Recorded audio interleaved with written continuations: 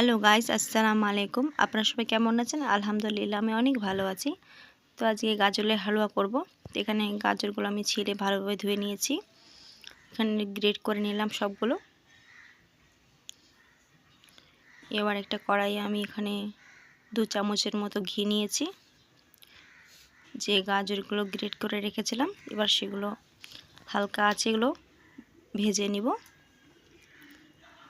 কিছুক্ষণ সময় ধরে এটা ভাজতে হবে হালকা আছে।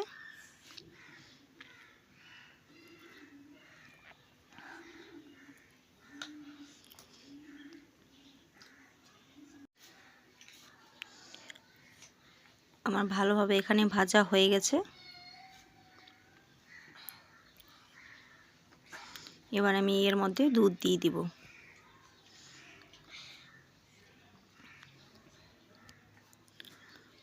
দুধ দিয়ে এটা একটু সেদ্ধ হয়ে যাবে আর নরম হয়ে যাবে।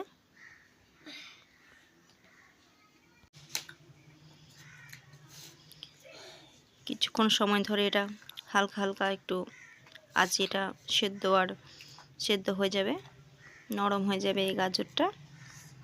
তারপরে এর মধ্যে আমি গুঁড়ো দুধ দিব।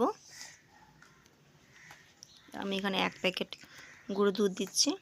আপনাদের যেভাবে পরিমাণ থাকবে গাজরের সেভাবেই ব্যবহার করবেন। এবার ভালোভাবে এটা মিক্স করে নেব। আমি এখানে পরিমাণ মতো চিনি ব্যবহার করছি। চিনিটা ভালোভাবে মিক্স করে নেব। এবার ভালোভাবে আমার এটা মিক্স করা হয়ে গেছে। এখানে দেখুন দুধটাও শুকিয়ে গেছে। আমি এখানে বাদাম ব্যবহার করেছি, কাজু, আমন্ড আর পেস্তা, যেটাকে ছোট ছোট করে কেটে নিয়েছি। আপনাদের কাছে যেটা বাদাম থাকবে সেটা ব্যবহার করবেন। ছোট ছোট করে কেটে এর মধ্যে দিয়ে দিয়েছি। এটা ভালোভাবে মিক্স করে নিলাম। হালুয়াটা আমার হয়ে গেছে। আমি উপরকে একটু বাদাম দিয়ে এটা সাজিয়ে দিয়েছি। দেখেন কত সুন্দর লাগছে। আপনারা অবশ্যই ট্রাই করবেন।